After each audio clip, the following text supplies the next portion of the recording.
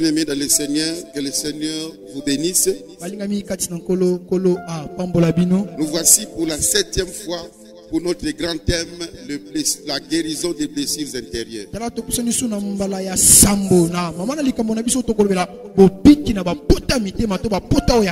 Et depuis un temps, nous parlons des causes, des sortes et de comment être guéri des blessures intérieures.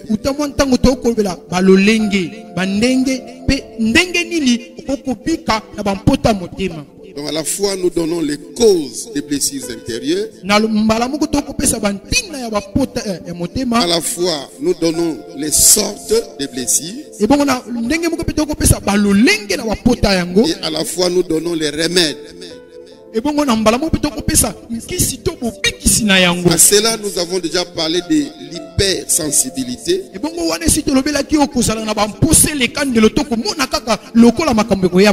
Nous avons aussi parlé de la culpabilité. Nous avons aussi parlé de la haine sous forme de ressentiment, de rancune et de rancœur.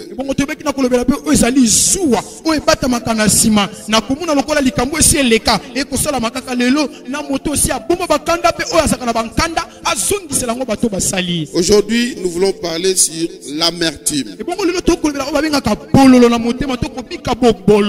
De l'amertume, nous voyons le vocable amer. Ce qui n'est pas bon. C'est que nous acceptons difficilement. C'est un chagrin dû à un mécontentement ou à une déception.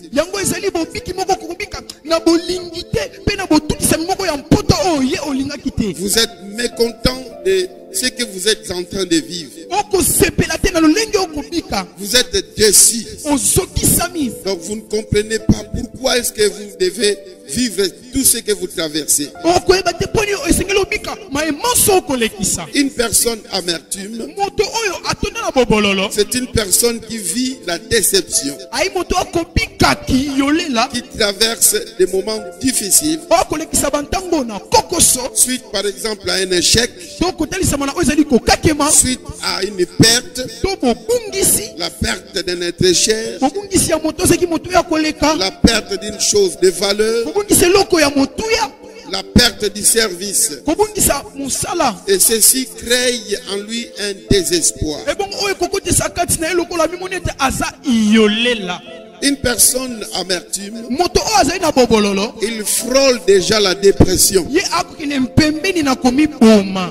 à la seule différence, une personne amertume peut encore se ressaisir. C'est ainsi que je suis venu dire à une personne qui a un cœur amer aujourd'hui, tu peux encore te ressaisir pour qu'enfin tu puisses retrouver la joie. Une personne amertume se pose souvent 3 questions fondamentales. Jusqu'à quand? Là, c'est une personne qui est en train de vivre une épreuve de temps. Jusqu'à quand mon mariage va traîner? Jusqu'à quand je vais demeurer chômeur? Depuis que j'ai terminé des études, ça fait 5 ans, ça fait 10 ans, ça fait 20 ans, je ne trouve toujours pas de travail. Jusqu'à quand je vais rester célibat? Je vais vivre le célibat prolongé. Et voilà, mes petites sœurs se marient. Les cadets sont propulsés dans le mariage. Mais pour moi, le mariage traîne. Bientôt, je vais atteindre la ménopause. Jusqu'à quand je vais rester dans cette situation? Jusqu'à quand ma misère va perdurer? Amen. Amen. Ça, c'est la première des questions que la personne amertume se pose. La deuxième des questions, pourquoi seulement moi? Et voilà, il devient une personne qui confesse même des péchés déjà confessés. Donc, il commence même à qualifier ce qui n'était pas péché comme péché. Il commence à les confesser. Oh, je me souviens. J'ai fait 7 ans de chômage avant de trouver un bon travail. Quel genre de confession n'ai-je pas fait? Je me disais, mais pourquoi seulement moi? Peut-être parce que j'ai fait ceci. Amen. Amen. La troisième des questions, qu'ai-je fait? Qu'est-ce que j'ai fait pour que je puisse mériter tout ceci? Ce sont les 3 questions fondamentales qu'une personne amertume se pose. Nous allons lire Psaume chapitre 13, les 5 premiers versets. Ça, ce sont des questions que David s'est posées. Il était en train de traverser des moments de crise. Il avait l'amertume dans l'âme. Il a dit ceci: jusqu'à quand, Éternel, m'oublieras-tu sans cesse? David te voit oublier Dieu. Il dit que Dieu m'a oublié. Jusqu'à quand me cacheras-tu ta face? Donc David dit chez sa face. Pourquoi est-ce que Dieu ne se laisse pas trouver dans mes prières? Jusqu'à quand aurais-je des soucis dans mon âme? Et chaque jour des chagrins dans mon cœur. Les chagrins, c'est le contraire de l'allégresse. La joie a disparu dans son cœur. Jusqu'à quand mon ennemi se lèvera-t-il contre moi? Regarde, réponds-moi, Éternel mon Dieu. Donne à mes yeux la clarté, afin que je ne m'endorme pas du sommeil de la mort, afin que mon ennemi ne dise pas je l'ai vaincu, que mes adversaires ne se réjouissent pas si je chancelle. Ça sont des propos d'une personne amertume. Une personne amertume, c'est une personne qui a perdu la joie. Même dans la fête, la musique est là. Quelles que soient des friandises, la nourriture qu'on a préparée, même si c'est une nourriture délicieuse, on donne la boisson dont il préfère. Il est dans la fête, mais lui sera dans un monde à part. Il est dans l'église, mais il est déjà sorti, en train de se dire, mais jusqu'à quand je vais rester comme ça? Une personne amertume passe des fois des nuits blanches. Vous croyez qu'il est parti endormi? Mais là-bas il est en train de compter des plafonds, plein de soucis. Donc il n'a pas le sommeil, il n'a pas d'appétit, il n'a pas la joie. Il peut sourire, mais ce n'est qu'un sourire jaune. Donc le sourire ne vient pas du fin fond de son cœur. Amen. Amen. Dans la Bible, à part David que nous venons de lire là-bas dans Psaume 13, ils sont plusieurs qui ont traversé de tels moments. Nous pouvons parler aussi de Naomi. Ruth chapitre 1er au verset 20. Vous connaissez très bien l'histoire de Naomi. Et dans le livre de Ruth, comment est-ce qu'ils sont allés? Ils ont quitté Bethléem pour aller habiter dans un pays étranger avec son mari, croyant que là-bas ils vont trouver la joie. Mais malheureusement, son mari Elimelech est mort là-bas. Et ses deux enfants sont morts là-bas. Et Ruth devait rentrer à Bethléem. Et il s'est appelé le nom de Amen. Ruth chapitre 1er au verset 20. La parole de Dieu dit ceci. Elle leur dit: ne m'appelez pas Naomi, appelez-moi Mara, car le Tout-Puissant m'a rempli d'amertume. Verset 21. J'étais dans l'abondance à mon départ. L'Éternel me ramène les mains vides. Pourquoi m'appelez-vous Naomi, après que l'Éternel s'est prononcé contre moi et que le Tout-Puissant m'a affligé? Ainsi revire du pays de Moab Naomi et sa belle-fille Ruth. Naomi a perdu son époux. Il a perdu ses deux enfants. Ils ont fait de mauvais calculs. Ils ont quitté Bethléem pour fuir la famine. Mais là-bas, et la famine et la mort les ont rejoints. Amen. Amen. Elle avait un cœur amer quand elle est rentrée.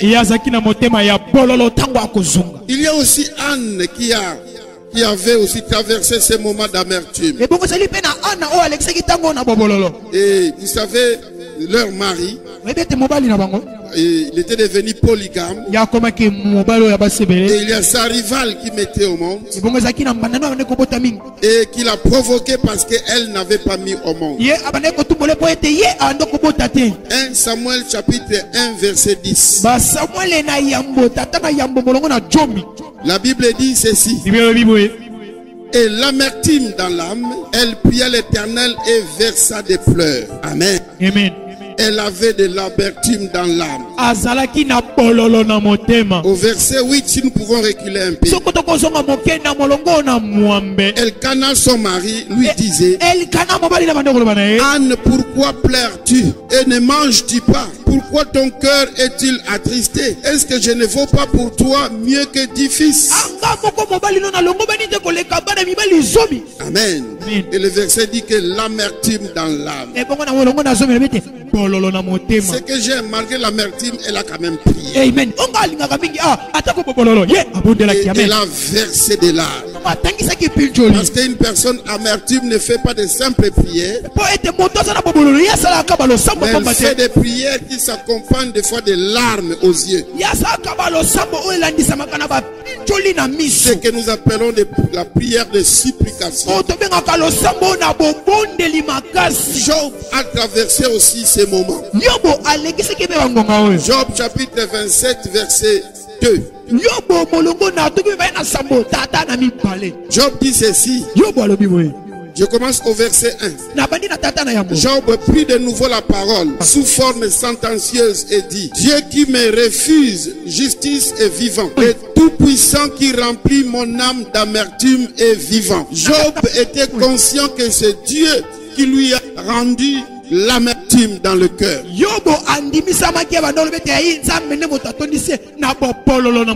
Vous savez ce qui est arrivé à Job. Pour comprendre ceci, lisez le chapitre 1 et le chapitre 2. Job a perdu tous ses enfants. Il y a eu de l'incendie et ses champs étaient brûlés. Et il y a eu de l'écroulement de murs. Toutes les bêtes sont mortes.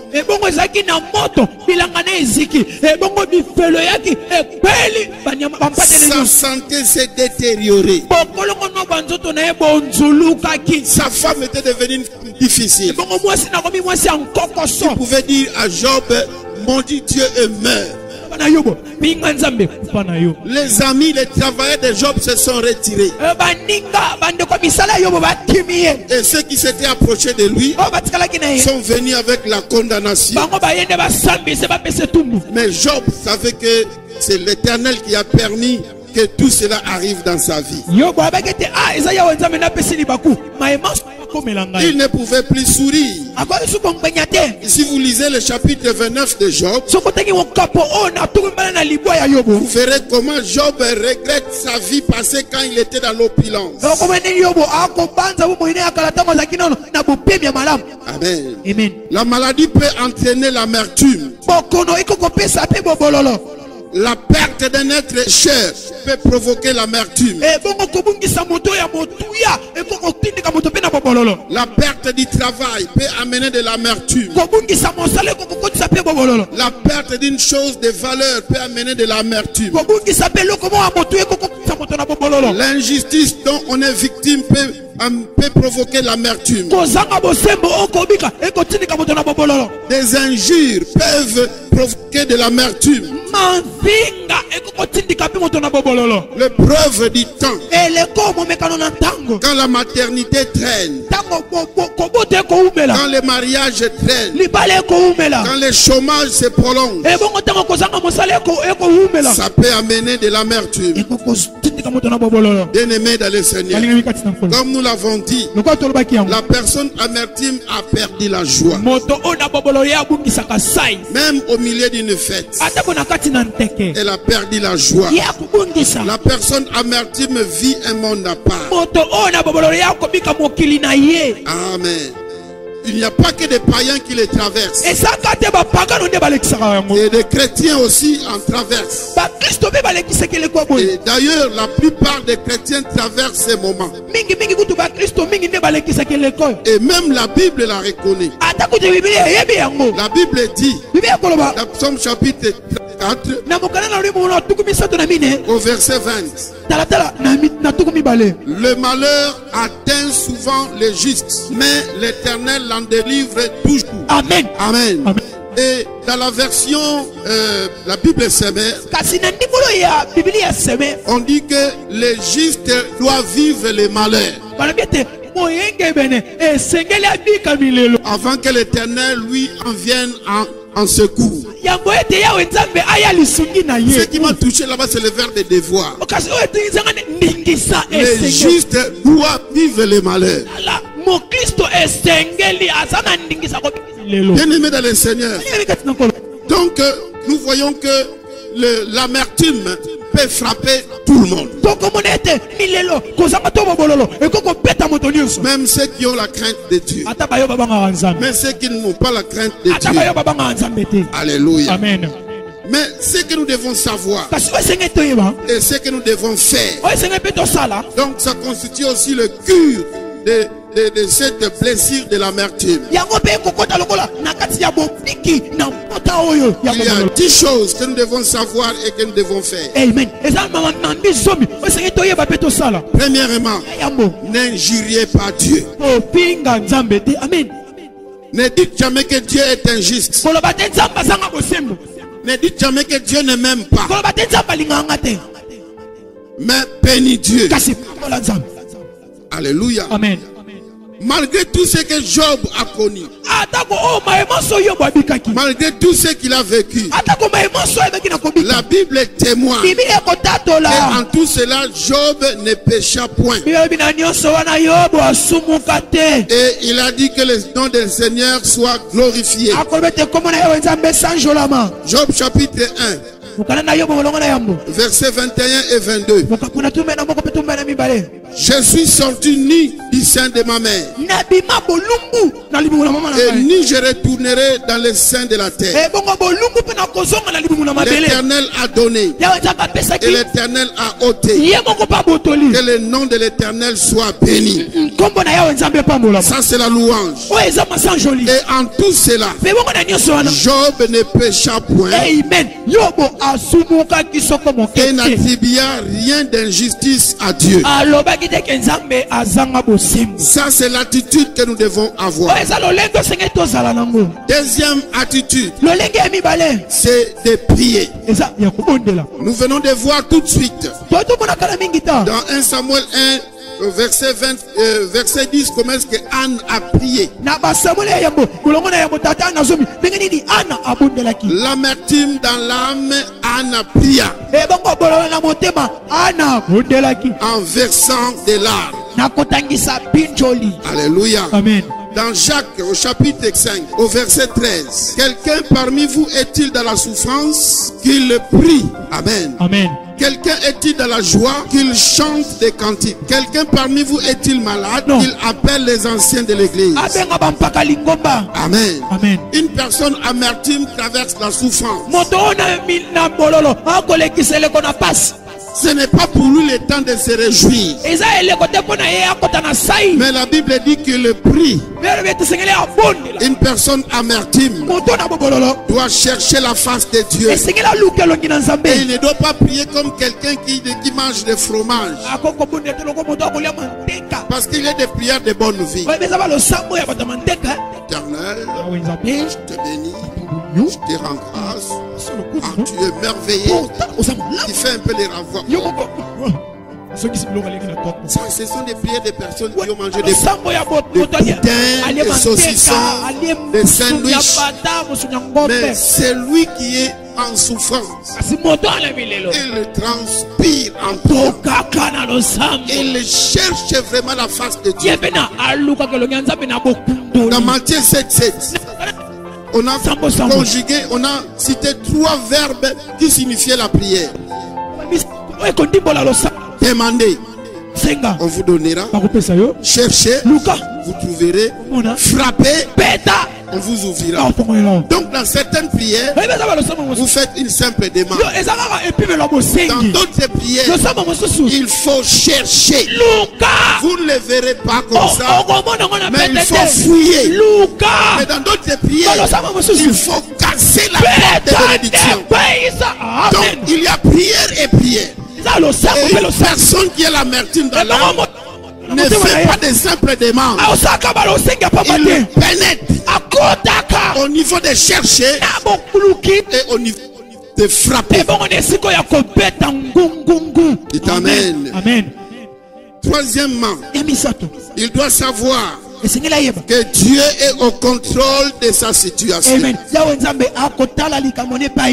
Bien-aimé dans le Seigneur, quel que soit ce que tu es en train de vivre, ne crois pas que Dieu t'a oublié. Comme David a dit que jusqu'à quand m'oublieras-tu sans cesse?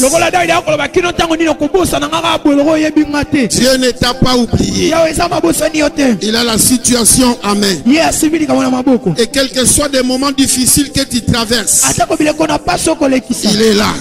La Bible dit, quand tu traverses les eaux, quand tu traverses le fleuve, les mers ne te submergeront pas.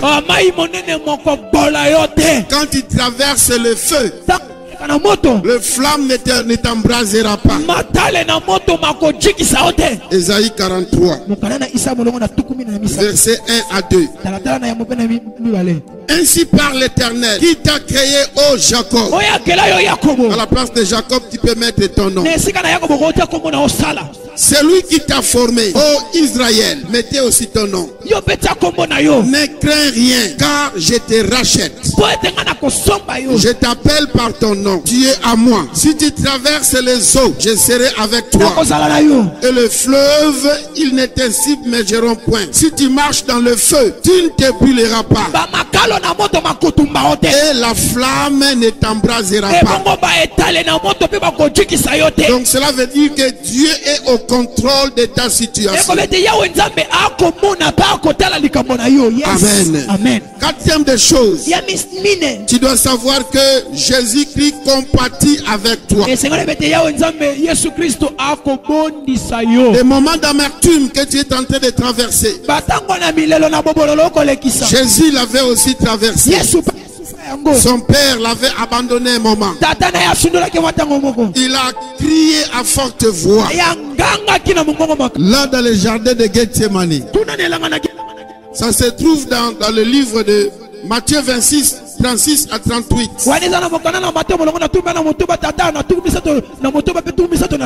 Donc il y a des tuku.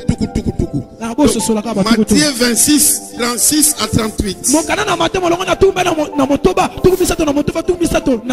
La Bible dit, c'est lui qui, dans les jours de sa chair, a présenté avec des grands cris et avec larmes, des prières et des supplications à celui qui pouvait les sauver de la mort. Et il a été exaucé à cause de sa piété. Il a appris, bien qu'il soit fils, l'obéissance par les choses qu'il a souffert. Il a traversé des moments difficiles. Il a traversé des moments pénibles. Et c'est Jésus compatit avec toi. Amen. Amen. Cinquième des choses. Continuez à espérer. Amen. Toi qui traverses des moments difficiles, ne désespère pas. Ne désespère pas. Pour ton âge, c'est toi qui connais que tu as 40 ans. Mais tu dois savoir que notre Dieu ne bénit pas avant le temps qu'il a fixé. Et il ne bénit pas après le temps. Mais au temps marqué, tu ne forceras plus des choses. Dieu te dira maintenant, je viens pour résoudre ton problème. Dans Exode chapitre 3, au verset 7, Dieu dit à Moïse, j'ai entendu les cris de mon peuple. J'ai vu la souffrance de mon peuple. Et comment est-ce que ces oppresseurs les malmènent. Et Dieu dit que maintenant, je descendrai, je les délivrerai. Donc pour la délivrance d'Israël, c'est Dieu lui-même qui était descendu. Il y aura un maintenant pour toi. Laissez la pauvreté se jouer de toi. Laissez le chômage se jouer de toi. Laissez la mort se jouer de toi. Un jour Dieu dira que maintenant, fini, terminé. C'est pour cela, Ecclésiaste dans sa sagesse va dire au chapitre 9 verset 4. Ecclésiaste 9 4. Pour tous ceux qui vivent, il y a de l'espérance. Et même un chien vivant vaut mieux qu'un lion mort. Amen. Frère, tant que ton nez n'a pas encore regardé le ciel, même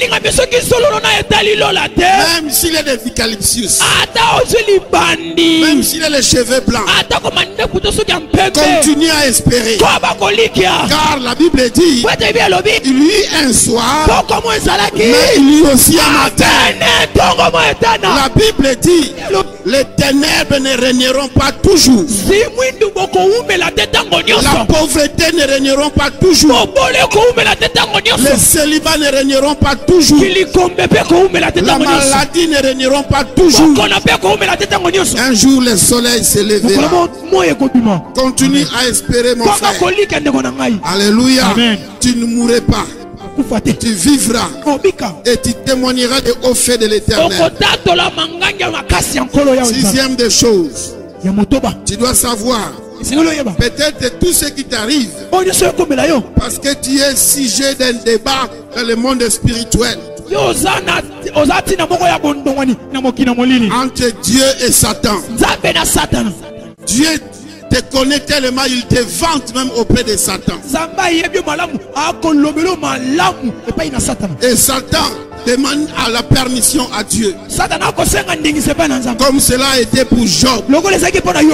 Job te craint parce que tu lui as tout donné. Parce que tu lui protèges ses enfants et tous ses biens. Permets seulement que je puisse tout à ses biens. Vous verrez qu'il va te maudire en face.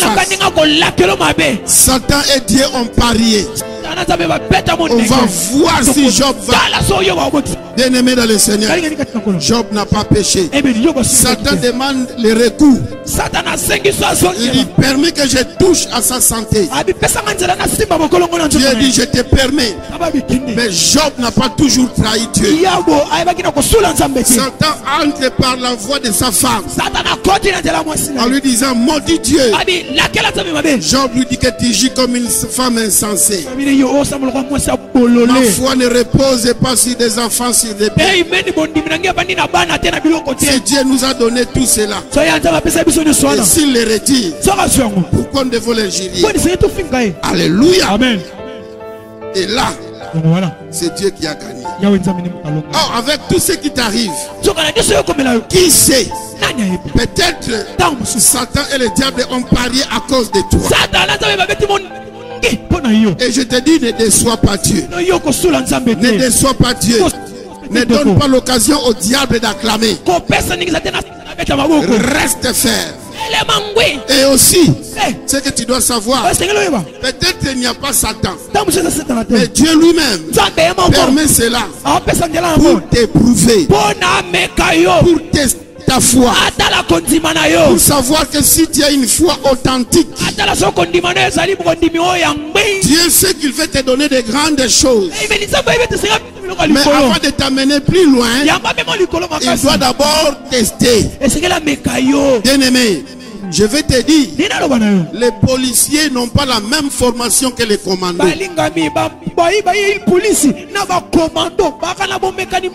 Parce que les policiers ne vont pas au front. Et ils attendent que les commandos puissent faire le travail. Quand les commandos vont faire le travail, ils viendront seulement surveiller les territoires gagnés. Ceux qui sont au front, ce sont des commandos. Les bérets verts, ils affrontent. Les bérets rouges, on les jette dans l'avion là où il y a le combat. Les forces maritimes, ils vont sous l'eau jusqu'au lieu de front.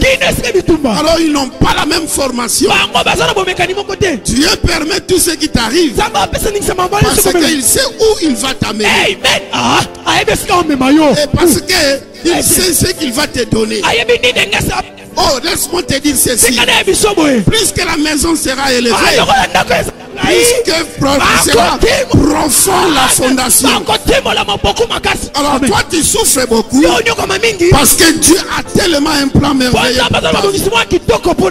Il va t'exposer dans certaines difficultés pour savoir, est-ce que mon enfant grandit? Vous savez, quand les ingénieurs fabriquent les véhicules, pour tester la dureté des carapaces, l'épave, il les laisse cogner à une certaine vitesse. Ils mettent les robots au siège et le véhicule va cogner les murs. Et ils se rendront compte, si le véhicule est à 20 km/h, ça aura tel dégât. À 40 km, à 60, à 100. Et toi, tellement que tu es tenace, Dieu mettra la vitesse à 180 km/h. Donc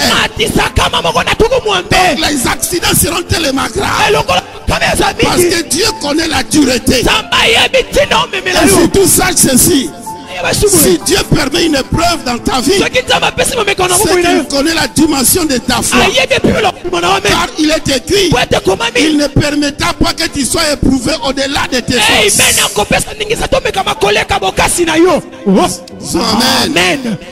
Psaume chapitre 66, versets 10 à 12. La parole de Dieu dit ceci: car tu nous as éprouvés, ô Dieu, tu nous as fait passer au creuset comme l'argent, tu nous as amenés dans les filets, tu as mis sur nos reins un pesant fardeau, tu as fait monter des hommes sur nos têtes. Nous avons passé par le feu et par l'eau, mais tu nous en as tirés pour nous donner l'abondance. Amen. Amen. C'est Dieu qui a permis certaines épreuves. C'est clairement dit encore dans Deutéronome 8. Lisons du verset 2 au verset 4. Souviens-toi de tous les chemins que l'Éternel ton Dieu t'a fait faire pendant ces 40 années dans le désert, et afin de t'humilier pour enlever l'orgueil en toi et de t'éprouver pour savoir quelles étaient les dispositions de ton cœur. Et si tu garderais ou non ces commandements, il t'a humilié. Qui t'a humilié? Pas les sorciers, pas les démons, mais Dieu lui-même. Il t'a fait souffrir. Il t'a nourri de la manne que tu ne connaissais pas et qui n'avait pas connu tes pères. Pourquoi? C'est une pédagogie de Dieu. C'était l'école de Dieu. La Bible dit, afin d'apprendre que l'homme ne vit pas de pain seulement, mais que l'homme vit de tout ce qui sort de la bouche de Dieu. Amen. C'est pour cela que tes vêtements ne sont point usés sur toi. Et ton pied ne s'est point enflé. Pendant ces 40 années, tu vois, malgré les moments difficiles que tu as traversés, mais tu n'es pas mort. Amen. Même si tu as perdu des êtres chers, mais la vie continue. Disons bien Amen. Amen. Septième des choses, rentre à Bethléem. Rentre à ton Bethléem. Lorsque Naomi a vu que son mari Elimelech est mort, qu'il a amené hors de Bethléem, après toutes les déceptions connues, Naomi a appris que Dieu a visité encore Bethléem. Le pain est revenu à Bethléem. J'aime le dire à Kikongo. Le pain est revenu.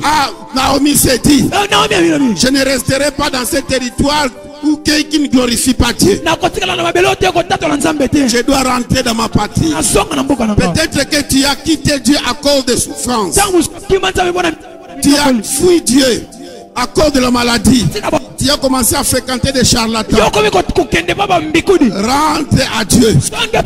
Retourne dans ton église. Retourne auprès de ton pasteur. Rentre dans la présence de Dieu. Tu seras consolé. Même si tu es dans un état de délabrement. Naomi a été restaurée. C'est la 8e des choses que tu dois savoir. Que nous prions un Dieu de la restauration. Il est le Dieu de la restauration. Il va te restituer tout ce que tu as perdu. Il va réparer tout le temps que tu as perdu. Il ne restera pas avec ta dette. Alléluia. Amen. Alléluia. Amen. Joël chapitre 2 verset 23 à 26. La Bible dit, je te restituerai le nombre d'années qu'ont perdu les sauterelles. Écoutez ce que dit la Bible. Et vous, enfants de Sion, soyez dans l'allégresse et réjouissez-vous en l'Éternel votre Dieu, car il vous donnera la pluie en son temps. Il vous enverra la pluie de la première et de l'arrière saison comme autrefois. Les surfaces se rempliront de blé. Les cuves regorgeront de mou et d'huile. Je vous remplacerai les années qu'ont dévoré la sauterelle, les gélèques, les asiles, les gazans, ma grande armée que j'avais envoyée contre vous. Vous mangerez et vous vous rassasierez. Et vous célébrerez le nom de l'Éternel votre Dieu, qui aura fait pour vous des prodiges. Et mon peuple ne sera plus jamais dans la confusion. Dieu va enlever la confusion en vous. C'est Dieu-là, il a restauré la vie de Job. Job qui avait tout perdu. Mais j'aime Job 42 verset 10 à 17. La Bible dit que l'Éternel a rétabli Job dans son premier état. Et l'Éternel lui accorda le double de tout ce qu'il possédait. Job vécut après cela 140 ans. Et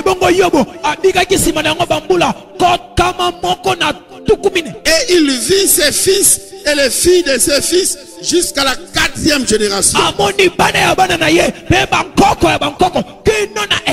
Et Job mourit âgé et rassasié des jours. Wow. Il est le Dieu de la restauration. Bien-aimé, 9e des choses. En Jésus-Christ, les mots trop tard n'existent pas. Souvenez-vous de la vie de Lazare. Dans Jean 11, 39 à 40. Quand Jésus a dit aux gens, ôtez la pierre pour que je ressuscite Lazare, ils ont dit à Jésus, oh non, depuis 4 jours qu'il est mort. Il sent déjà. Jésus a dit, n'ai-je pas dit que si tu crois, tu verras la gloire de Dieu. Il n'y a pas de trop tard auprès de Dieu. Même si ton chômage sentait déjà mauvais, même si ton célibat sentait déjà mauvais, même si ta maladie était déjà désespérée, avec Jésus, ta restauration est possible. Amen. Et la dernière des choses, tu dois savoir, si toi, tu avais connu les moments d'amertume et que tu as été consolé par Dieu, tu dois savoir qu'il y a un travail de consoler aussi les autres. Tu dois approcher ces gens qui travaillent, qui traversent des moments difficiles. Celui qui a perdu son mari, toi qui as perdu les maris, approche-toi de lui et console-lui. Partage avec lui ton expérience.